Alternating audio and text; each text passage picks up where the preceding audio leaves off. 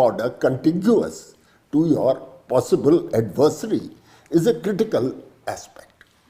Also, the two are at different levels as adversaries. Pakistan is more or less a low technology power, whereas China, sir, China is looking up to the US as an adversary, That's right. not to India. So we have to cater for these two in India. And मोटे तौर पे हमारा dilemma क्या है आपको बताना चाहूँगा. Along the land border, you have skirmishes that have taken place all through the last 80 years. Your endeavor has been to limit the skirmish because it has not been in our interest to allow. That's why our policy has been to prevent war. Absolutely. Not to wage war. Waging war is when deterrence we has shouldn't failed. Also. It's not. This is not our policy. So that's our right. policy. So Yes, if that is our policy, then the defense budget, the defense preparation, everything has to be aligned with the national policy. So we don't look at it in the same manner. Whenever we faced a skirmish, it has been, we've adopted and say what kind of deterrence will work for us. Confirm what you are saying. In 2010, America was spending billions and billions of dollars on unarmed vehicles, ground, air, and sea. Yes. And where were they? All educational institutions. Yes. All labs, all private sector, Silicon Valley. I gave this book to our, God bless him, late CDS, General Bipin Rawat. I marked it and said, take it under you. We are late starters, but we need to take off now. Does the Navy have that sort of dedicated naval satellites which can give them 24/7 of each area of interest and the type of information that's required? Because from there will flow what is the capability you have real terms of cyber attacks, what is the capability you have terms of ECM, what is the of this domain, what is the capability.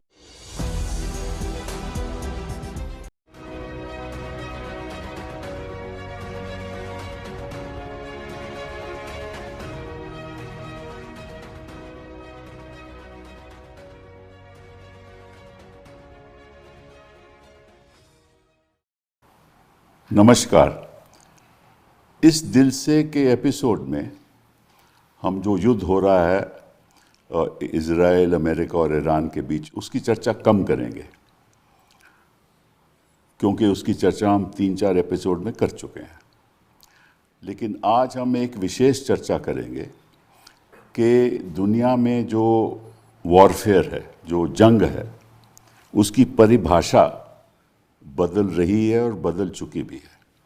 कितने हद तक बदल रही है, कितने हद तक बदल चुकी है, उसके बारे में चर्चा करेंगे. अब आप देखते हो कि सबसे ताकतवर देश अमेरिका, दुनिया में सबसे ताकतवर देश, उनके पास बॉम्बर्स, उनके पास स्टेल्थ एयरक्राफ्ट, उनके पास क्या क्या नहीं है, नेवल फोर्स कितनी है, इंटीग्रेशन है उनके पास, टेक्नोलॉजी और मिलिट्री हार्डवेयर का सब कुछ है उनके पास.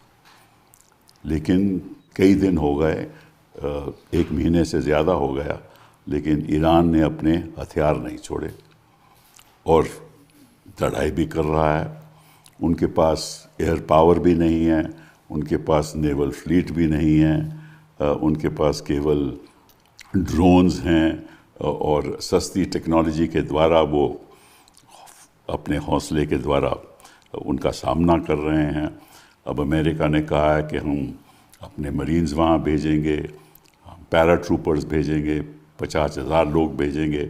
ईरान कहता है आप आइए, आपका स्वागत है, हम आपकी देखभाल करेंगे एक दूसरे तरीके से. तो ये सब बात ईरान कह रहा है. क्यों कह रहा है? ईरान के पास तो इतना साधन भी नहीं है. लेकिन जो ये जंग है वो मुझे लगता है कि इसमें अरिथमेटिक ज़्यादा काम कर रहा है और बाकी चीज़ें कम. कि अगर आप ड्रोन इतनी तादाद में भेजेंगे जो इंटरसेप्टर हैं, जो कई $मिलियन के होते हैं, इतने तो हैं नहीं, और जितने इंटरसेप्टर इस्तेमाल होंगे उतनी उनकी कमी होगी. तो आप 40-50 हज़ार ड्रोन आप मैन्युफैक्चर कर सकते हो. कहाँ करते हो, कहाँ नहीं करते, ये भी अमेरिका को मालूम नहीं, क्योंकि 40% ईरान तो माउंटेनस है, तो उन्हें छिपाई हुई उनकी कैपेबिलिटीज़ हैं और वो तैयार हैं, जनता भी तैयार है. तो क्या वाकई में जंग की परिभाषा ईरान की लड़ाई के संदर्भ में बदल रही है। क्या हिंदुस्तान तैयार है अगर ऐसी जंग हिंदुस्तान में हो? देखिए, अगर आप सोचें तो अमेरिका तो कई मीलों दूर है, हजारों मीलों दूर है, और इजराइल भी साथ उनका नेबर नहीं है। लेकिन हमारे पास तो यहाँ पाकिस्तान हमारा नेबर, चीन हमारा नेबर। क्या हम तैयार हैं? कितनी हद तक तैयार हैं? अगर हैं तैयार तो कितना और करना चाहिए? तो ये बातें हम करेंगे। और ये एक ख़ास एपिसोड है जिसमें 3 ऐसे लोग हैं जो डिफेंस सर्विसेज को बिलोंग करते हैं, और वो हमें बताएंगे, क्योंकि उनका तो बड़ा अनुभव रहा है, वो हमें बताएंगे कि क्या स्थिति है, क्या होना चाहिए, और क्या वाकई में जंग की परिभाषा बदली हुई है नहीं। सबसे पहले thank you very much lieutenant general A.K. Singh for coming here. You have commissioned in the 7th Light Cavalry, one of the oldest armored regiments, in June 1973. Early years as a young officer, you commanded the T-55 tanks, I believe, and over time transitioned seamlessly to leading formations equipped with advanced T-90 tanks. और फिर आप professional education आपकी elite institutions में रही, आप बाहर भी पढ़े. You attended the Staff College at Camberley in the UK, the Malinovsky Tank Academy in Moscow, Royal College of Military Science in the UK, National Defense College, India and Sweden. And you have a unique training path which gave you a rare distinction of being the only Indian officer trained both in NATO as well as in the Warsaw Pact forces.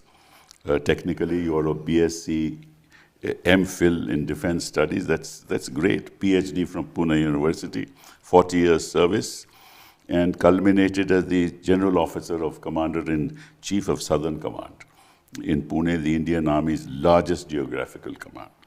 So you have a lot of experience in how wars are won.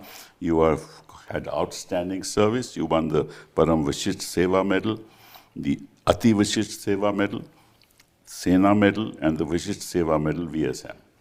So thank you very much for being here. You've been also Lieutenant Governor of Andaman and Nicobar as well as Puducherry. Thanks a lot. Very kind of you to participate in this discussion. Vice Admiral Sanjay Singh, thank you very much. You know, your father was a great friend of mine, and I had great admiration for him. And we used to interact when he was head of the Defense Studies Institute. And he was an Air Force pilot and awarded the Veer Chakra for his gallantry in the 1971 India-Pakistan. It's a special pleasure for you to be on my show. You are presently Director General of the United Service Institute of India. I believe the journal was set up, it started in 1870. Yes. And you are probably the second naval officer to head it. Yes.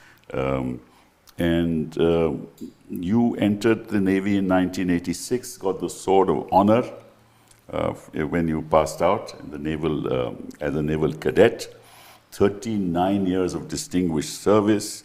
Notable sea commands include INS Taragiri, INS Trishul, served as flag officer commanding Western Fleet in 2019, flag officer sea training in Kochi. I can go on and on. The kind of and of course, more than that, you're the 37th Vice Chief of Naval Staff from April 23 to December 23. You Deputy Chief of Integrated Defense Staff Operations, Commandant of Indian Navy Academy and Naval War College in Goa. And you have actually been in Iran, and you've done a sort of a study of Iran, which very few people in India have done. So you give us a great insight into what's happening.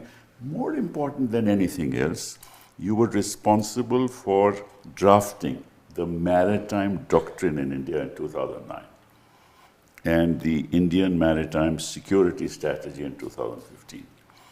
So, it's a real pleasure for you to be with us today and give us an insight into what's happening. Major General Bishambar Dayalji, you've been on the show earlier, and I can't have a show without you. No, thank you so much. There's a reason for it, because you're open, you're transparent, you say what you believe, And that's very important for people to listen. क्योंकि जब तक आदमी खुल के बोले नहीं, जनता को पता नहीं चलेगा कि हमारी स्थिति क्या है. So thank you very much for being here. 3.5 decades of leadership and administrative experience. Sainik Sool Kunjapura, commissioned in the Armored Corps in 1978, commanded Armored Regiment and Armored Brigade, Tank Brigade, and General Officer commanding in Purva, UP and MP sub-area. And you managed 2.5 lakh ex-servicemen, honored with the Vishish Seva Medal. Military attaché, and this is very important. Assistant military attaché in Russia. Yes. In March 1998 to 2001 when the Kargil war was going on. Yes. Right? And then, of course, you have a diplomatic tenure. You were posted as Deputy Director Equipment. Now, this is very important because you know about the nature of modernization, right, from 2009 to 2012 of the Army warfare machinery. And you retired from active service, and now whenever I switch on the TV, you're always there. And in between, I was chairman of Socham National Council of Yes. Defense and Aerospace, where I really learnt about Indian industry, sir. So, General Saab, आप बताइए कि, you know, has the paribhasha of war changed at all? Sibal Saab, my apologies के एक notebook हाथ में कोई है. बात I said I can't face the most distinguished lawyer of India without being exact. आप कटघरे में नहीं हो, मैं क्रॉस एग्जामिन नहीं कर नहीं रहा. नहीं thank you for that reassurance. But एक छोटी सी चीज कहना चाहूँगा, ये क्लॉजविट्ज के टाइम से है. Nature of war and character of war. It is generally established that the nature of war is enduring and doesn't change. And it has three characteristics. First, it is violent. Second, there is more than one side, could be more. And lastly, it is political in nature. And you can apply this criteria anywhere, you will find it fitting. Character of war, दूसरी तरफ change होता रहता है. It depends on the context, on the era, on technology. Technology plays a major part in changing the character of war, and you see it today. It's the technology that has changed the character of war. तो एक तो ये distinction है. दूसरा मैं कहना चाहूँगा कि while we take lessons from Russia, Ukraine, from Iran, Israel-US war, our context is slightly peculiar. We have two neighbors, China and Pakistan, who are in strategic cahoots. We have disputed land borders with them. And having a land border contiguous to your possible adversary is a critical aspect. Also, the two are at different levels as adversaries. Pakistan is more or less a low technology power, whereas China, sir, China is looking up to the US as an adversary, That's right. not to India. So we have to cater for these two in India. And मोटे तौर पे हमारा dilemma क्या है आपको बताना चाहूँगा. India believes if we can solve our issues without going to war. But the best guarantee of that is if we are prepared for it. And as far as today's character of war is concerned, we have a very large inventory of legacy weapon system, tanks, artillery, aircraft, naval ships, etc. They require technological upgradation, which is our priority. At the same time, we seem to have missed the early parts of this technology revolution that is going on. And we need to catch up. Robotics, precision weaponry, space, cyber, much is being done, at least what I am aware, and our two panelists will share on that. If I was to sum up, how prepared are we to fulfill our aims and missions on security, I would say we are reasonably well prepared, not optimally prepared. Even America is not optimally prepared. It's always a time race to continue to catch up. But I think what it requires is a combined focus of the government, the armed forces, all stakeholders, and a whole of nation approach. That's my मेरा hope. थोड़ा से इसमें हाँ जी sir, पूछिए. मैं आपके क्योंकि you had a think tank, so maybe I'll request you to elaborate a bit on this. जो मैं समझता हूँ, ईरान की मैं बात करता हूँ कि उनको मालूम था कि उनके ऊपर हमला होगा. क्योंकि निश्चित है उनको मालूम था, क्योंकि 88 में जब इराक वॉर ख़त्म हुई तो उसके बाद वो तैयारी कर रहे थे, और उस तैयारी की वजह से वो 20-30 साल से तैयारी कर रहे थे. उस तैयारी की वजह से today they are in a situation that they are in. तो हमें भी मालूम है कि वॉर तो किसी टाइम भी हो सकती है, तो हमें भी 20-30 साल से तैयारी करनी चाहिए थी. और उन एरियाज़ में, for example take the United States of America, and I am raising this because you had a think tank. When Obama was in power, Obama decided that I will try and integrate military hardware with these Silicon Valley companies, right? And Ash Carter was the defense secretary at that time. And that integration started then.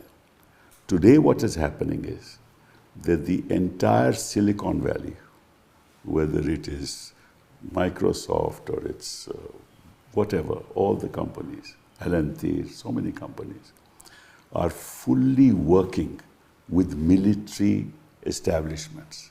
In fact, every military operation that is to be done is integrated with software companies providing solutions, right?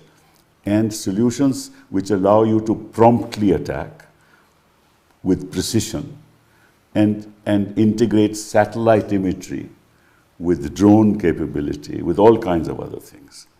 Now, we should have thought about this. And you mentioned about the nation, the army, and the government. What about our software technologists Sir, and our software? if I intervene before Admiral takes on. In 2012-13, I got hold of a book which was presented. It was called Wired for War. P.W. Sanger, 2009-10 vintage US publication. I read it, I reread it, and I was amazed. I confirm what you are saying. In 2010, America was spending billions and billions of dollars on unarmed vehicles, ground, air, and sea. Yes. And where were they? All educational institutions. Yes. All labs, all private sector, Silicon Valley. I gave this book to our, God bless him, late CDS, General Bipin Rawat. I marked it and said, take it under you, we are late starters, but we need to take off now. So, your point is valid, we are late starters. I will recommend another book to you called Unit X. Okay. Unit X is by one Indian and one American, who were actually integrating Silicon Valley into the military hardware. They are actually the people working. Right. Unit X was for unit experiment. The X was removed. It became a permanent feature. So I come back to you with the question that I raised. Thank you, sir. Firstly, let me say that I'm privileged to be part of this show in your company and sitting on the correct side of General A.K. Singh, who's been a guru and a mentor for many years. Firstly, I'll endorse what he said, but I'd like to qualify what you brought about of wired for war. So the Western economies, and that includes the Soviet Union and or Russia, their model of economic development has emanated from defense into civil.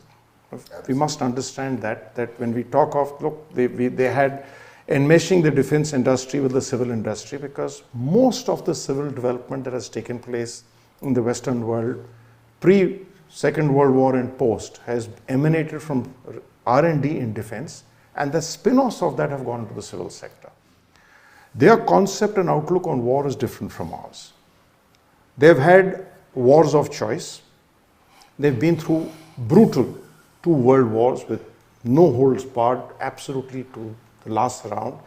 They've gone to extreme destruction, something which we in our history only saw in odd times of marauders who are coming from various places. We never reached that level because it was always, let the warrior fight to the warrior. There was always a concept of both just war and just means of war. Jus in bello, jus in bellum was always there for us in a different format.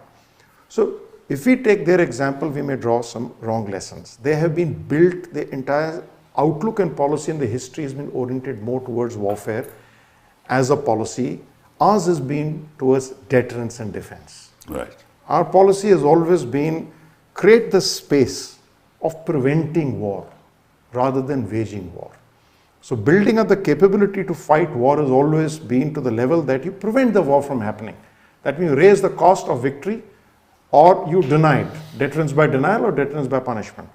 And if it were to break out and deterrence fail, then prosecute the war in a manner that you're able to bring it to a favorable conclusion at the earliest possible, so you can turn around and concentrate back on our national growth.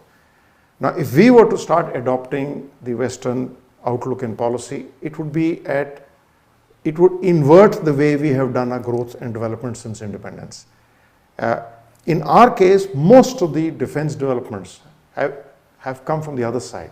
You made the developments in the civil sector, you've done your R&D in the civil side and the commercial side, and then you adopted and adapted it into the defense side. That's how DRDO does these things. DRDO does a lot of indigenous research, but a lot of adaptation is done directly by the armed forces themselves. That's where when we have procured arms from abroad, we have adapted them to our conditions, our requirements, our ways of warfare, and brought in value additions at various stages. And hence we have, हम वो हस्ती हैं कि जो sir चवन्नी को भी जो है ₹1 तक खींच सकते हैं. And that is what we've done. We are the ones who operate the MiG-21 for close to 60 years. मैं एक सवाल पूछना चाहता हूँ, if you don't mind. Iran की आप स्थिति देखो. ईरान कोई हमला तो नहीं करने वाला था किसी पे आज के दिन. उनकी तो स्ट्रैटेजी यही है कि हम पे हमला होगा और हम उसी स्थिति में हैं. हम पे हमला होगा, लेकिन हम कॉस्ट ऑफ वॉर इतना बढ़ा दें कि उनको नुकसान ज्यादा होगा. ठीक है ना. आप चाइना से आप मुकाबला नहीं कर सकते. आई एम सॉरी टू से. That is deterrence. I want to be clear. Deterrence. China is too far ahead of us in technology. They have Baidu, the satellite, which integrates everything. They are number 1 in robotics in the world. They're ahead of America in robotics in the world. They are behind them in many other things. Yet we've held them off at Galwan. Yet we held them off at Samdong. Yet we hold them off at Nathula. No, that's a skirmish. That's not a war. We didn't prevent it. We didn't allow it to go beyond that because we had a certain strategy by which we were able to hold them back. I don't dispute that. What I'm just saying is, if you think that if a war takes place, are we fully prepared to be that deterrent? That's the question. Okay, let me expand on that 2 ways, sir. All warfare cannot be seen in terms of pure combat power, and you're seeing that right now between the United States and Iran. The sheer combat power that the United States is able to bring onto the field, certainly the West expected that Iran will fold up 5 weeks plus and fighting back hard. So it is not a question of direct. Correct. Second part is, as you said correctly, say Iran's strategy has been right from the beginning. There were 2 things they were aware of, that someday they will come under attack. So they also adopted a deterrence. Now their deterrence was at 2 levels. One was active defense. Build up proxies far away from me so the war is never on my territory. And that's why you see the Hezbollah, the Houthis, the Hamas.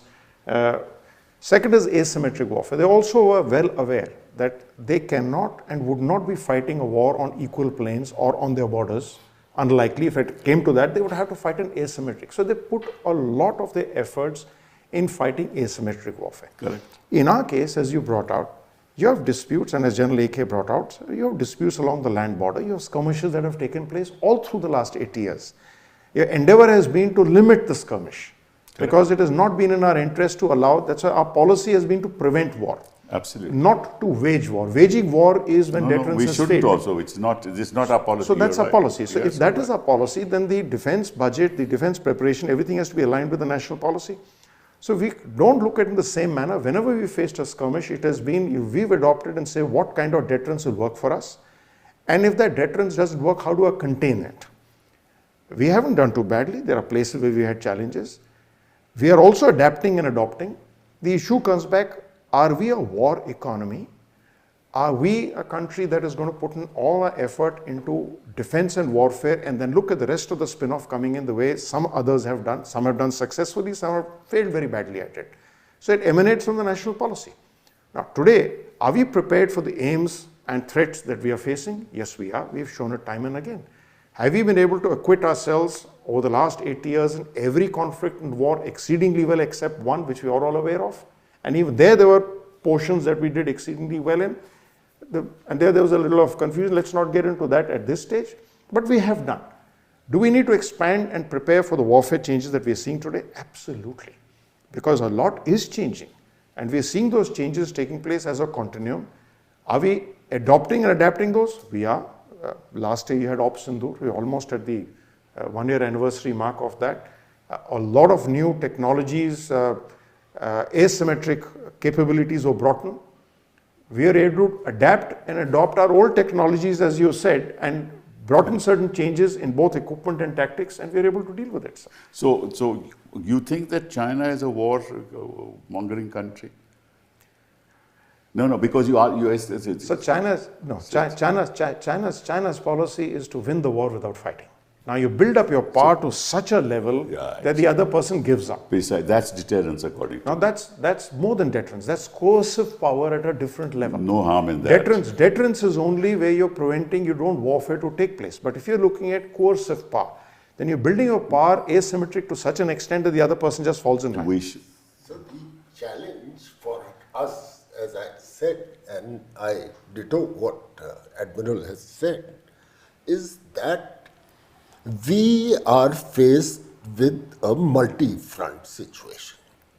Other organs of state, let me just recount a small incident in military operations where I was Director General Perspective Planning. It was 2008-9. And we had put up that we need a government directive to cater for a two-front situation. So a presentation was made, all three services chiefs, everybody was there. And then I took on the podium and I said to the gathering, we are not warmongering. What we are asking for is deterrence as and when this manifests itself 10 years later, Correct. which is today, Correct. more than 10 years. So one of the chiefs, I won't name, got up and said, AK, you are talking off your hat. In today's 21st century, one front will be held by diplomacy. And we'll fight one front. So I ignored him. I looked at the NSA, Mr. Menon, and the then Foreign Secretary. And I said, excellent, sir, if we have this assurance, our problems are solved. You know, I remember the classic reply of Mr. Menon. He said, General, diplomacy is the art of possibilities and feasibilities. Assurance is your subject. शंबर जी इस पे आप जरा क्योंकि आपने सुन लिया दोनों को अब बताइए आपकी राय क्या है इसमें? Nikhi sir, firstly, thank you very much. And I'm sitting with two of very revered, and Janike has been really, really very revered, and a mentor, friend, philosopher, and I mean, I owe a lot to him, and we all follow him on a lot of issues. And of course, I've been very fond of you in life. Let me tell you, sir, 2-3 things which I fully endorse whatever both of them have said. But I have one opinion that, look, warfare is why we fight. We fight because there is a politico-military objective. I'm of the opinion, sir, that the politico-military objectives used to be geographic and they used to be geostrategic objectives.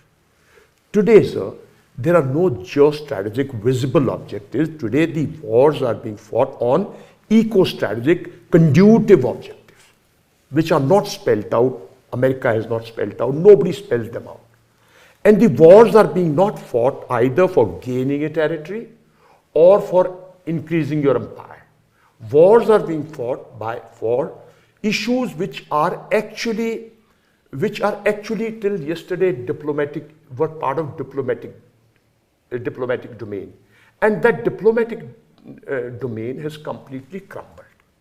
So issues which could have been solved with negotiations in say 15-20 years ago have today become real issues which are actually nowhere to be seen. So warfare, the principles of war, जिस पे लड़ाई लड़ते हैं ना सब principal, वो नहीं बदले सर, वो वही है. आज भी आपको कंसंट्रेट करना पड़ेगा कहीं न कहीं अपना एफर्ट, आज भी आपको कहीं ना कहीं सरप्राइज देना पड़ेगा. और इसी में जो है आपको ईरान की बहादुरी और ईरान का जो सस्टेनेंस है वो इसी से निकल के आता है. क्या था सर, पहले लोग सोल्जर्स एंड घोड़े कंसंट्रेट करते थे कहीं डिसाइड करने. Then we came to machines, tanks, aircraft. Now we have come to technologies, and technologies in different domains. That's right. And when you talk of different domains, sir, कहीं ना कहीं मतलब अगर आप अपने संदर्भ में बात करेंगे, हिंदुस्तान के संदर्भ में बात करेंगे, बात बहुत बड़ी बड़ी है. हम स्पेस वॉर की बात करते हैं. Do we have adequate satellites for the army dedicated in space? Considering the Indian border, जो आपकी border की चारों तरफ है, do you have that sort of a thing? Or you are dependent on somebody else?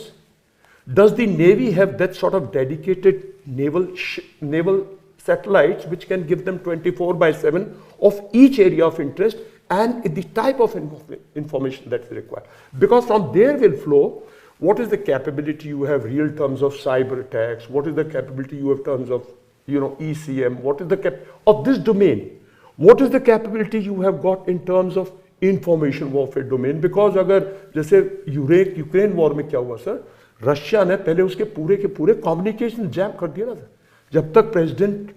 जब तक president Zelensky Elon Musk के पास नहीं पहुंचे और स्टारलिंक से नहीं कनेक्शन, ब्लैंक था ना सर सब कुछ. तो मतलब कि आप एक डोमेन जो हम बहुत बात करते हैं, वो डोमेन जो है मुझे नहीं लगता कि हम उस लेवल पे हैं जिस लेवल पे हमारे एडवर्सरी कुछ भी कहें. देखो सर, एक तरफ तो हम कहते हैं कि हमारा मेंटल माइंड सेट जो है ना सर, वो जो डॉक्ट्रिन और जिसकी बात कर रहे हैं बहुत होते हैं, वो बहुत डिफेंसिव है कि भाई हमने डिफेंड करना है, हमने लड़ाई लड़नी नहीं है, हमें डिफेंड करना है. हमारी जो है हमारे अंदर कोई ना घुसे, भाई हमें किसी पर अटैक नहीं करना. तो फिर पूरी की पूरा एफर्ट इसमें होना चाहिए ना. कहीं आप बोलते हो थिएटर कमांड, अरे भाई थिएटर्स तो भाई पैसिफिक थिएटर में लड़ाई लड़ने जा रहे हैं यार, अटलांटिक थिएटर में लड़ाई लड़ने जा रहे हैं यार. नॉर्दर्न आर्मी कमांडर ने लड़ाई लड़नी यार, उसके पास उसको एडिक्वेट रिसोर्सेज दे दो यार. कल बोलो जी थिएटर कमांड में वो भी एक एयरफोर्स ऑफिसर कमांडर बन गया, जैसे हमारे यहाँ कुछ मैकेनाइज्ड फोर्सेज हैं जो इन्होंने 1 कोर कमांड की. सडनली आप एक ऑफिसर को ला के दे दो 1 कोर कमांड करने को, जिसने कभी उसमें वो सीखता ही रहेगा ना. तो मतलब मेरा मानना ये है सर कि ये बातें बहुत हैं सर और गैप्स बहुत हैं. अब मैं आता हूं सर जो एक्चुअल डोमेन. अब देखिए सरप्राइज दिया ईरान ने. ईरान तो 25 साल से पता था कि मुझे अपने आप को डिफेंड करना है, और उसने अपना मिसाइल प्रोग्राम कंप्लीटली एक डिफरेंस है सर. जब आप डेमोक्रेसी में हो ना सर, और मिलिट्री लीडरशिप जो है वो कंप्लीट कुछ चीजों के कंट्रोल में नहीं है. लड़ाई लड़ता है 24, दुश्मन जो है ना सर 24/7 मॉनिटरिंग है. मैं बार बार कहता हूं ISI 24/7 मॉनिटर करती है हिंदुस्तान में क्या करना है, कब करना है, कैसे करना है. राइट, उनका एक ही एम है सर. चाइना का एक ही एम है कि कम मौका लगना है कि इंडिया को कोर्स करके, इंडिया को अंडरमाइन करके दिखाना है. चाइना 24/7 का.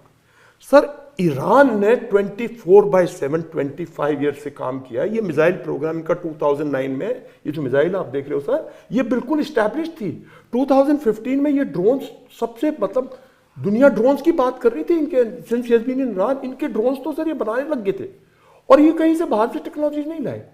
और इन्होंने तो शायद वो तो रशिया जैसी पावरफुल कंट्री को दिया ना 50,000 से ज्यादा। That's right. तो सर ये वो इस्तेमाल कर रहे हैं ये, वहाँ तो यूक्रेन सर में। एक डेडिकेटेड वो जो 25 साल से ये काम कर रही है कि भाई हमारे यहां घुसेगा और अगर हमारे अस्तित्व को खतरा होगा तो हम नहीं छोड़ेंगे। और ये जो जनरल वीके ने बात की और इन्होंने भी किया, ये रियलिटी है कि भाई we have got a border. और जब बॉर्डर होता है ना सर, तो उसकी लड़ाई का एक कंसेप्ट बहुत अलग है सर। जब आपके देखिए ये स्टैंड ऑफ वॉर क्यों है, क्योंकि कोई क्लियर कट ज्योग्राफिक ऑब्जेक्टिव है नहीं। आप कह रहे हो जी मैंने उसकी न्यूक्लियर पावर खत्म करनी है, आप कह रहे हो जी मैंने उसकी पावर उसकी आईआर जी को खत्म करना था कि उसकी सत्ता बदली जाए, आप कह रहे हो जी मैं उसकी एनर्जी सोर्सेज पे जो बोल नहीं रहे जो एक्चुअली करना चाहते हो। तो ये जब वॉर होते हैं तो आप स्टैंड ऑफ वॉर लड़ते हो। तो स्टैंड ऑफ वॉर में ना तो कोई दीन है ना धर्म है, आपने किसको मारा कब विक्ट्री डिक्लेयर कर दो। इन्होंने जस्ट जून में की थी। जब हमारी क्या मजबूरी है सर, हम लोग नहीं समझ रहे कि अगर हमारी लड़ाई लड़ती है और हम इस किस्म की लड़ाई पे प्लानिंग करेंगे तो हम मार खाएंगे। चलिए मैं आपसे एक और सवाल पूछता हूँ। That's because you neither of you sir मैं belong- कुछ और बोलना चाह रहा हाँ, था, बोलिए। क्योंकि आपको क्योंकि बात चली डीआरडीओ की और स्ट्रक्चर की। सर आप साइंस एंड टेक्नोलॉजी मिनिस्ट्री रहे जी हाँ हैं। जी हाँ। सर मेरा मानना ये है, और मैं 200% गलत हो सकता हूं, कि जो डीआरडीओ है ये डिफेंस मिनिस्ट्री के नीचे क्या कर रही है। वो जो साइंस एंड टेक्नोलॉजी मिनिस्ट्री है, why don't you club it. मेरा बहुत स्ट्रांग मानना ये है सर, जैसे इन्होंने कहा कि जो हैवी इंडस्ट्री है रशिया की और मैं सर डिफेंस इंडस्ट्री में मेरी बहुत रिसर्च है, रशियन पे यूक्रेनियन पे मैं बार बार गया हूँ। मेरे रिटायरमेंट के बाद कम से कम 50-60 बार जा चुका हूँ, पोलैंड में, चेकोस्लोवाकिया में, इजराइल में सर, और इवन फ्रांस में, इवन जर्मनी में, न्यूरमबर्ग वगैरह हम जहाँ इनकी इंटीरियर। सर मेरी आज तक समझ में नहीं आया, हैवी डिफेंस इंडस्ट्री आपके पास है, हैवी इंडस्ट्री आपके पास, आपकी डिफेंस आपका डीडीपी मिनिस्ट्री ऑफ डिफेंस में क्या कर रहा है, मैं आज तक नहीं समझा। भाई आपके पास इतनी बड़ी बड़ी मतलब डीपीएसयूज हैं, आपके पास इतना बड़ा जनता को नहीं मालूम डीपीएसयू का मतलब क्या है। डिफेंस जो पब्लिक सेक्टर यूनिट्स है ना सर, एचएएल है, बीएल है, Correct, ये बता दीजिए। मैं आज तक नहीं समझा हूं सर इनका और इंडिया की जो हैवी डिफेंस इंडस्ट्री है। ये सिर्फ जब हमारे सेमिनार्स के थ्रू थोड़ी बहुत कोलैबोरेशन हो रही है, लेकिन दोनों मिनिस्ट्री, क्या सेक्रेटरी डिफेंस प्रोडक्शन और सेक्रेटरी हैवी इंडस्ट्री, क्या उनके वहां से कुछ जनरेट होता है, मुझे नहीं लगता सर। चलिए तो मतलब ये मैं मतलब नहीं, देखो नहीं, मैं आपको छोटी सी बात बता रहा हूं। एक टैंक, हम दोनों टैंक मैंने एक बड़े टैंक, मैं छोटा टैंक में सर, हम एक नया फ्यूचरिस्टिक टैंक बना रहे। अरे भाई रशिया में 2 टैंक फैक्ट्री नहीं सर्वाइव की, अरे जर्मनी के अंदर एक मेजर टैंक जायंट है, आप इधर 3-4 को दे रखा है भाई आप टैंक बना दीजिए, आप भी टैंक बनाइए, टाटा भी बनाएगा, भारत। अरे you have got the oldest and the best factory existing in Chennai. Avdi is one of the best, he will agree, the infrastructure wise it is as good as Ural wagon Jawad of Russia। अरे भाई एक को दे दो, उधर देखो sir order book है, उधर order book है, उधर टेक्नोलॉजी है, उसके पास इंफ्रास्ट्रक्चर है, उसके पास भाई अगर पीएसयूज नहीं चला, फ्रीडम नहीं है। नहीं आप दे दो ना टाटा को, इन बिरला को बोलो, सबको बोलो भाई जिसने पैसा लगाना यहां लगाओ, और उसको बोलो भाई ये हमारी ऑर्डर बुक है, गुरु इसको आप अपग्रेड करते रहिए। दिस इज हाउ फॉरेन में थिंग्स हैव ग्रोन। रशिया में complete state driven defence industry थी, आज वो स्टेट, अमेरिका में estate investment, China also, Germany में स्टेट इन्वेस्टमेंट से, चाइना में सर आपने स्टेट इन्वेस्ट करके, और आप भी आज सोचिए even in the United states सारी इन्वेस्टमेंट तो स्टेट करती है। ऑर्डिनेंस फैक्ट्रीज को आप लेके गए और फिर आपने पीएसयू पे छोड़ दिया ले जाके कि भाई ये भी अब डिफेंस पीएसयू है। तो मेरे कुछ जनरल जो इश्यूज है ना सर, वो मतलब मॉडर्नाइजेशन में, जिस रैपिड मॉडर्नाइजेशन जो होनी चाहिए, जो आपको चाहिए अमेरिका, मैं ये मानने को तैयार नहीं हूं कि चाइना जो आप बोल रहे हो चाइना बहुत सुपीरियर है, हम उसको भूल जाए, मतलब मैं मानने को तैयार नहीं, बिकॉज 36 का आंकड़ा उससे है। और मैं ये कहता हूं अगर 36 का आंकड़ा उससे है तो चाइना तो Pakistan is just is two state, मेरा मानना है। आई मे बी रॉन्ग, वो उसका एक सैटेलाइट स्टेट है, स्टूड स्टेट है, जो वो कहता है वो कर देता है, पैसा मिलता है यूज कर लेता है, अमेरिका को बेवकूफ बना देता है, चाइना को बेवकूफ बना देता है। जो टेक्नोलॉजी है, that's one part of it. You are right. And this struggle that he has highlighted, ये कई दशकों से चल रही है इंडिया में। it is not just defense. In defense, the manifestation is clear when there is a crisis. तो आज भी टैंक नहीं बना पा रहे. But there are other things equally important which we need to take note of. First is, connotation of victory has changed. चाहे आप आज ईरान की क्या विक्ट्री मानी जाएगी, अगर वो स्टेटस को सरवाइव कर जाते हैं, they'll be victorious. That's correct. So same when we talk of Pakistan or we talk of China, as the Admiral rightly said, China को हमने हावी नहीं होने दिया बॉर्डर पे, okay? And the gauntlet that was thrown to China was, you want to escalate, we are ready. May not be, but at least that was the message. So connotation of victory is either survival or just status quo. I'll take you to Op Sindoor. Op Sindoor में हमें मालूम है कि India performed exceptionally well against Pakistan. But Pakistan has also claimed victory.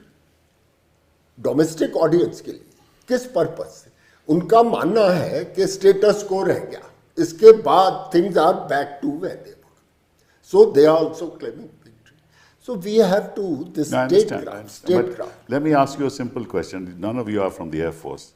Now our squadron requirement is 42 squadrons. That's right, sir. We have 26. No. We don't have a fifth generation. Let's see the facts. No, we don't have a fifth generation aircraft, right? Your Rafale is a 4.5 generation aircraft. Russia is not giving you a fifth generation aircraft. America, your greatest friend, ab ki baar Trump sarkar, is not giving you the fifth generation aircraft, right? Now, in any warfare, I mean, not that Air Force has a very important role to play. That's right. Right? Now you say that, no, we are ready for deterrence. What deterrence are we talking about? I'm just putting this question just to say that, please. Firstly, I have a slight variation with General Bisham. Yeah, sure. That's why we have the discussion. Because you know, because there's a slight contradiction in terms. In some places we say we need state investment, we need state control, but that's exactly what DPSUs are. But yet, on the other hand, we say that we need to privatize because they're not performing to the same level. We have four shipyards, which are defense public sector units. Today, they are producing and delivering close to world average. Good. Not at, close to. That's good. We brought the timelines down. Some of the difficulties there still are because many of the equipment are still not Indian indigenous. So when you have to keep adapting, that also takes time because you need always to get so many people. But today that's what we are doing. We invested in it for that period of time, the same DPSUs. Same way is what HAL. There was a time when HAL in the 70s, you may correct me, sir, where they had all four. A trainer designed and built in India, a transport largely designed and built in India, a fighter designed and built in India, and a helicopter, though not designed but built in India. तो तेजस का क्या हुआ? So I'm talking 70s अभी इतने साल हो गए, तेजस का क्या हुआ? सर 70s में ये हाल था आपके पास कि आपने पूरा रेंज आपके पास था. You had, and now from there were you able to build up and bring it to that level. Why did we not do it? Where was the gap that came in? In fact, some of it is because the lack of hand-holding and jointness. It is this idea that, you know, that is why I have that point of difference, usko alag chhod do. HL, as long as it had very close association with the Air Force, was on a certain trajectory. At a certain point when it went off under and separately, now you have a gap. Sir, aap kal agar ghar bana rahe hain apna, can you afford to be dissociate from the ghar and say, I have got the luxury to come, मैं बाद में आकर मैं देखूँ मुझे कौन सा घर चाहिए? घर आपका बन रहा है, आपके पैसे से बन रहा है, आपके पास वो लग्जरी और चॉइस नहीं आकर, you have to be part of the building from the start. You have to be part of the design and management from the start. Now there is where the challenge is. That's why when I give the example of shipyards have done better, because the integration and joint management of the Navy and the shipyard has been far more symbiotic and synergetic than otherwise. So if you want to raise your defense industry, I would say it's the other way around. You need to have exactly what Jan Leke said, the fusion. You have to have greater amount of collaboration and cooperation as opposed to छोड़ दो और तुम कुछ Fusion करके आ जाओ. between which sectors? Which sector? I'd like to know. Between the armed forces firstly And the defense industry. Yes. So you can't afford to say MOD से निकाल दो because आपका जितना Therefore है वो भी that- चला both- जाएगा. Why are we not trusting Science and Technology Ministry? I'm talking of fusion. No, sir, Why are you let me- not trusting heavy industry? He's Indian. Bishop, Why are the defense? It's not a matter of trust. It is a No, matter of project. what I'm saying is, no, let's see. See, since 2018-19, we had placed an order on Avdi for 400 odd things. And I don't want to speak how many they have delivered. I don't want to speak about it. It's painful. He will be painful. चलिए. So why? Because Let me say- dynamism And has to be and changed. may I just interject on please, one point please. here? So the Navy was the first that went down the privatization route and private shipyards. We led the change to say go private. All of those private shipyards couldn't deliver. And No, we- they won't. we got- Private shipyards will not sir. deliver We till you got integrate. set back. No, now they're coming up of age. We got set back by 10 years. Yes, yes. But there was a spin-off.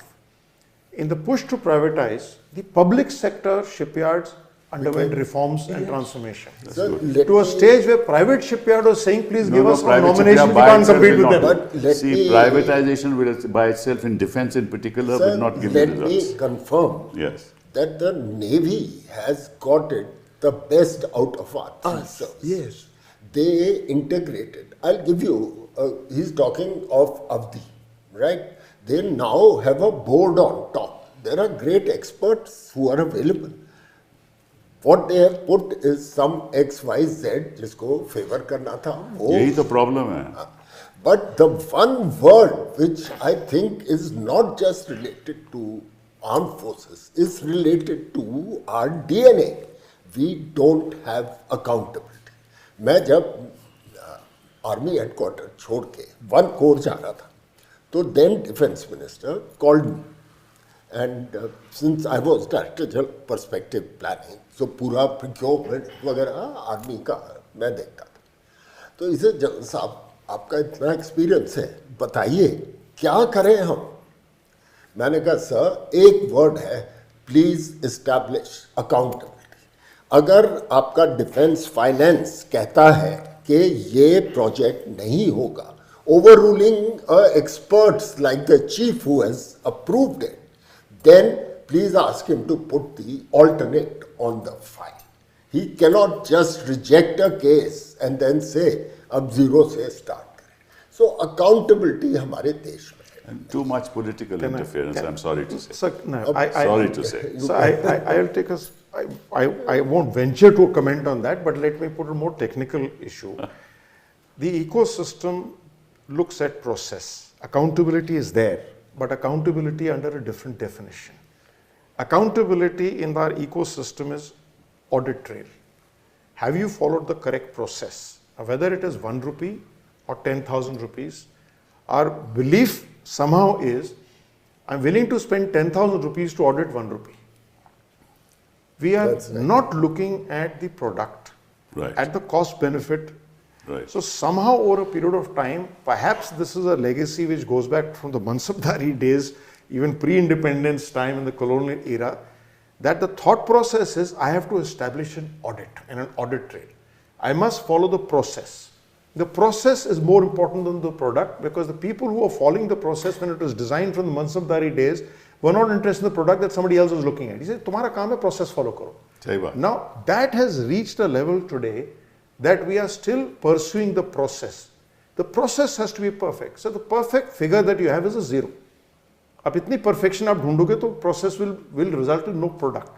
Now unless, as General Aker brought out, the accountability has to shift from observing the process.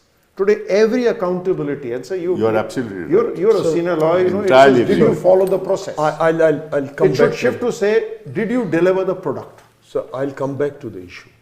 See, when we are talking in terms that we should be, we are defensive basically. Our doctrine is defensive. Mentally we are defensive and we want to deny war. If you have to deny war, firstly you got to deny the airspace today. And then you think of dominating the airspace. No. Are we prepared air defense wise except S-400 and QRSAM and Akash? Are we in that league? We got to, war is in multi-domain, we keep talking about it. I just talked of the the state of the satellite that we are talking about. I'm now talking about the next step. That if you are a defensive force, let's come to ground for later, which is our strength. लड़ाई भी sir अपनी strength पे लड़नी पड़ती है ना, अपनी weaknesses पे नहीं. और यही तो ईरान कर रहा है. ईरान लड़ाई अपनी स्ट्रेंथ पे लड़ रहा है, ना कि अमेरिकन स्ट्रेंथ पे लड़ रहा है. Arithmetic of war. Arithmetic war. Sir एक चीज तो sir are you really thinking in that seriousness कि भाई हमारी एयर स्पेस बिल्कुल we deny, we do not let is drones and everything enter into our space? Because today, why is Iran today, what was Israel's philosophy? Deny your airspace and you have air superiority, right? He was denying his airspace. That's why these guys were. It is to counter that they found a different strategy, different tactics, different warhead, different. They did know. So what I'm saying is, in our case, the fundamentals that we are basically not interested. We are not an aggressive country. हम किसी की जमीन लेना नहीं चाहते, ना हमारी सोच है, ना हमारी ऐसी, ना हमारी आगे होने वाली है. We just want to defend our country. We are not even thinking कि जो हमारा लॉस्ट है उसको कैसे लेना है. बिलीव यू मी, कोई किसी की don't go by political statement, वो don't go by political statement. मतलब कोई ऐसी स्ट्रेटजी नहीं है long term. Sir air defence की बात की, मैंने आपसे पूछा. हाँ, it's one of the most critical things. That's right. That's why I raised the issue. Till end of last century, our air defense, at least in the army, was running far ahead of all other verticals. Neighbors. Therefore, we took a conscious decision. We means the organization कि इनको अब थोड़ा slow करें and let's catch up the others. We, I am afraid, could not visualize the kind of war that we will face. That's correct. That's correct. Yet, having said that, one arm that has performed very creditably in this Op Sindoor was our air defense and EW combined. I think they produce the kind of defensive, if not a shield, a cover. And this is going to play up more and more. Unfortunately, our best systems are imported. This is the other problem. And aged. Yeah, they are aging. Yes. And so today we are signing contracts with Russia for S-400. That we'll get. That we'll get, and that's a fantastic, almost the best system in the world. The Navy, which runs 2 aircraft carriers, if I just shift this to the Navy and the Admiral's views, there are 2-3 great debates. The third submarine has just been launched, right? So 2-3 great debates going on. Inter-service and intra-service priorities. Navy has got 2 aircraft carriers. There is a large section that feels that a 3rd aircraft carrier is required because one will be on rest and refit maintenance and you need for 2 seaboards. Some of us believe that the aircraft carrier is so costly that our focus will shift to protecting that carrier rather than the task which can today be done through drones, through long-range ballistic missiles, through long-range aircraft. So that's a debate which the Navy has to sort out. Similarly, for the Air Force, you mentioned 42 squadrons to cater for a basic need on 2 fronts. But those were, that number was arrived at when aircrafts had less endurance. They had to come So back. we don't need 42 there. Now you have a lot of unmanned, so maybe a 32, 35 squadron Air Force. I agree with you, but I mean that study has been done. I hope that study has been done. I hope there is a roadmap ahead. मुझे नहीं लगता, but हो सकता है. And can I pitch in and correct Admiral AK on one thing? I don't think we need 3 aircraft carriers. We need at least 4. There it is. There it is. Because there are open पहली seas. बात तो. We have got Second part is I deliberately. Yeah, we have. I don't need 3. We need 4, and 4 I'm being I was conservative. also on that. And 4 I'm saying conservative. Conservative. Now, conservative 4. Second thing, sir, ये is तो you आप talk of कहोगे air he, defense. you are. No. You look at मैं No, वैसे so I'm Look joint. at the- I'm United Services. Well said. And I've been Deputy Chief Joint Operations. Because you said air defense. Air defense out at sea.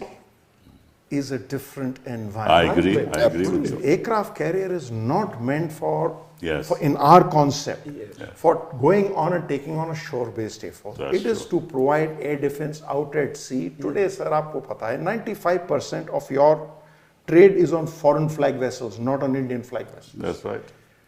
Anyone, one bunch of pirates on a dhow can go and target them. You can have drones out there who can Yes, target them, absolutely, which can fly 2,000 kilometers. So that is so that's why I thought, let me just interject Aircraft that to my guru carriers, and say, US teen bahut kam hai, sir. US aircraft carriers around there, and Iran knows that it's around there, but they are ready to. They are ready to deal with it. So, the second part, now that I've disagreed with my guru, let me agree also that yes, you can do more with less if it is integrated, and that is the basic reason for jointness. I completely subscribe to General Bishambar's views on where he's looking at theaterization. I totally agree. I myself have been a proponent that we need to look at jointness first. Yes, absolutely. Get the structures, get the systems and processes. The minute you get the systems and processes, then your efficiency builds up. Then you're not looking at that every segment I need to man every kilometer of the border. No. I'm able to, by synergizing. That's correct. I'm That's able why to they get talk greater of value. UAVs, loitering munitions, artificial intelligence, targeting and autonomy, And a lot electronic of- warfare, cyber operations, resilient Multi-domain network operations. systems, and multi-domain a operations. lot of this is not only there, we saw evidence of it last year in Sindoor. If you are happy It's with there. Operation Sindoor, I have no further So questions. it's like On this. some- I Sir, think it's that like- On Sir, let me put- some just a- aspects. Yes, sir. Sorry. No, no. Let me put it like this, sir. Any military man is never happy, he wants more. because you're catering for a worse situation. Yeah, that's right. You have don't to rest think and ahead. say You have to something think went ahead. off well. You're able to, you're always looking at, okay, I have learned lessons, the enemy will also learn even more lessons. So Yeah. you can't rest on what a situation it is. A crisis came, sudden point came, we prevailed, we had the capability to adapt. And let's also not think that this year we're in the same level of capability as last year, neither is the adversary. So constantly, as General Bishambar said, it's a 24/7, and in that 24/7, if I may just sum this up, the final equation is a multiplication of your force into your strategy stroke tactics. If you have enough force, I don't need very much of strategy and tactics. Go the United States way, wham bam, full attritional force. That war, as So, runs which through also that. hasn't worked. So there If are- your force is lower, then you have to. then you need to bring in greater elements of strategy and tactics. And part of that strategy also is your technical strategy, your technical tactics, and bringing in Adaptation. what kind of war and what kind of terrain. That intermix will never be the same across two places and two times. That's Sir, correct. there are Yes. just three other issues I wanted to raise. First is, whenever we undertake operations, either suo moto or imposed on us, we should have clarity on Yes. the end state and conflict termination. Correct. The problem in the US-Iran war is US and Israel went to war on some basic assumptions which proved wrong. And now they don't have an exit strategy. One. In our case, I'm not sure Israel's assumptions are wrong. Israel probably I think Israel probably was very aware yeah, what they were doing. in the larger context they wanted to draw. The second thing is endurance. So far, all wars that we have fought have been short and swift. Okay, sir? The world statistics suggest that the wars are lingering on, not just by your factors, but external factors that come into play. Our endurance, I won't quantify, I'm sure things have improved, is something that we need to look at seriously. 2-3 points. One is our stock holding levels. There is a 30-30 concept which translates to 120 days of war, but no country can afford to have that much of stocks because you don't turn them over with training wastage, and that's a dead loss. So a dynamic thing. Second is surge capability. we have very little search capability. It's being established, especially ammunition. And third is that our critical equipment and ammunition, at least in the Air Force and Army, is of foreign origin. That's the problem. And that's a worrying factor That's correct. if it comes, because alliances and preferences keep changing. And we don't know We've how. seen that happen in the recent past. That's right.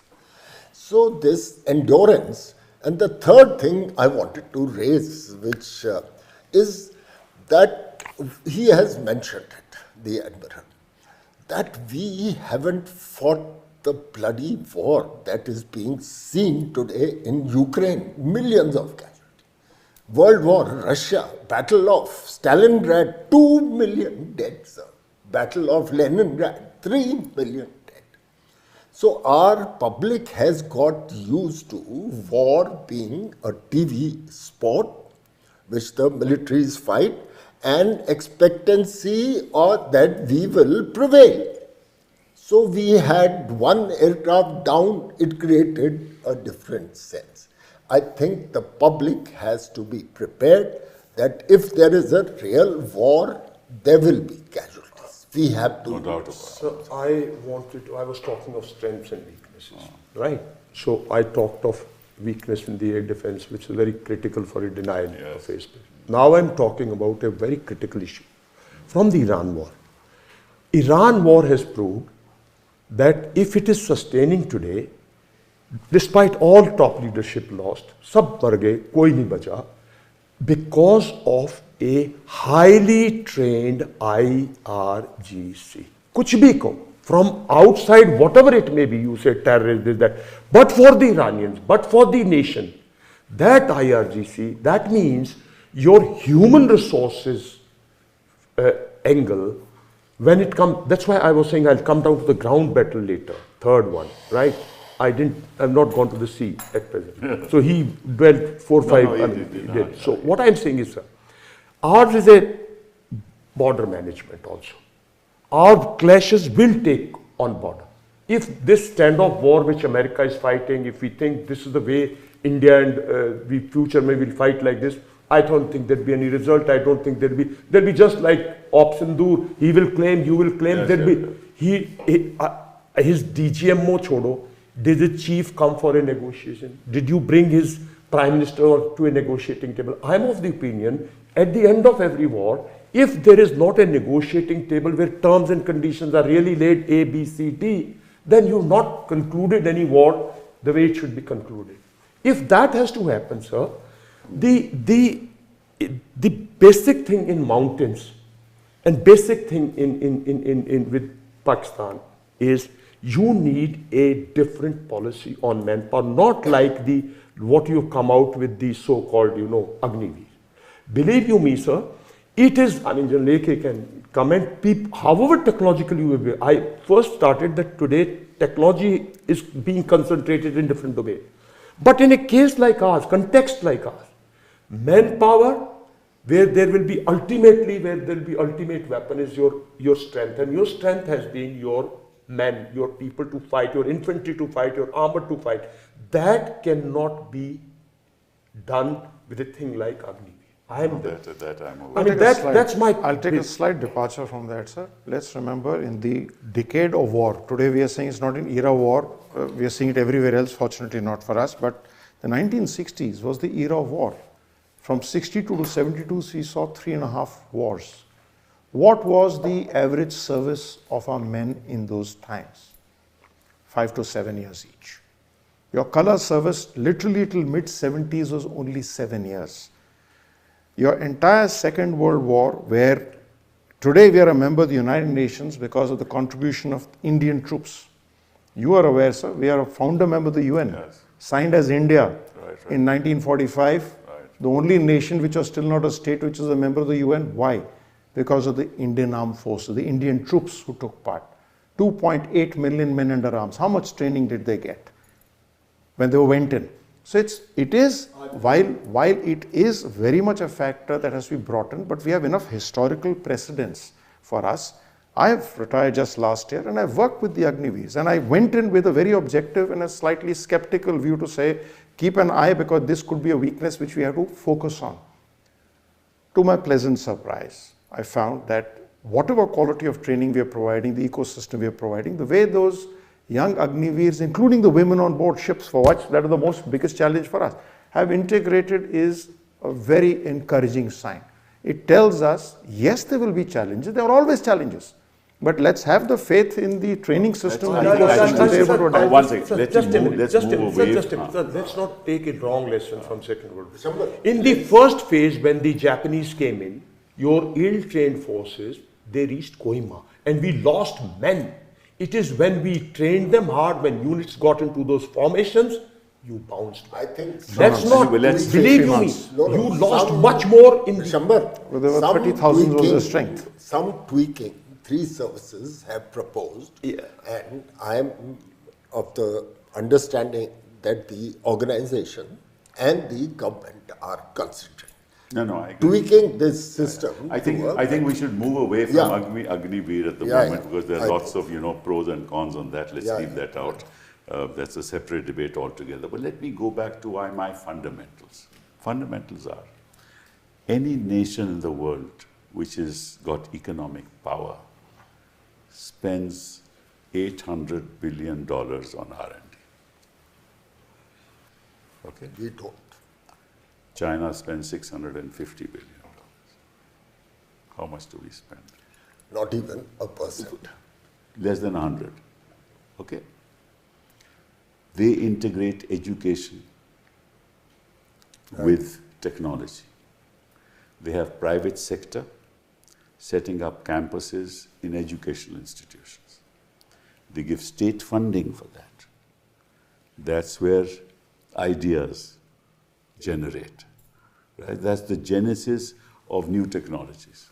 That's what the US has done. That's what China has done. China's educational institutions are some of the topmost in the world.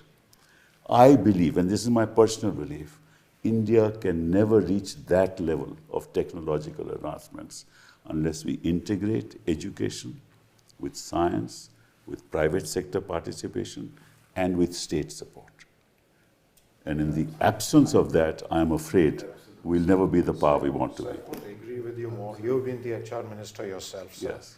And you would have seen it at first close quarters. In 2010, if I remember, the Planning Commission had said India needs 1,000 universities and 50,000 colleges. Yes, yes. Yeah, you would have been the architect amongst those papers. Yes. Today, our education system is more an examination. In shambles. It's an examination system. No, apart from that, you have 50,000 rupees being given to ad hoc teachers in universities. So now you're right. So if your base education system, and you look at Iran, so Iran science and look at technology their and education is 2 years, minimum 2 years ahead of us. Yes. What we teach in our class 10, they teach in class 8. So I have been, after coming out of Andaman, teaching at Jindal Global University for 7 years. Fine university. Now I teach at IIM, some other universities. And let me say, while there is an increased concern to learn about security and defense, because my thing was super subscribed, but the integration which the Admiral talked of, you talked of, is just not there. All it means is they come for recruitment later, that's it. This is the There real are far problem too in many India. tables handling far too many things like procurement. That is something possibly, sir, you could tell us why it has gone that way, because you brought in reforms in the... No, because nobody is interested in education. There is no interest. The only interest this country is in winning elections. I'm sorry to say. I'm saying it openly. See, the nation needs to be Atmanirbhar.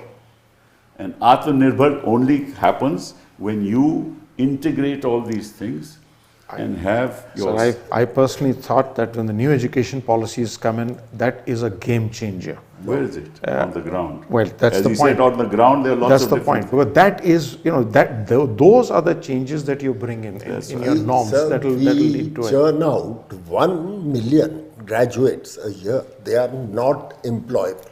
Yeah. Because it's just a stamp to This get is what it that. is. So we don't talk about this. This is at the heart of being a technologically strong country which Sir, can match any attack on I us. just want to raise one issue.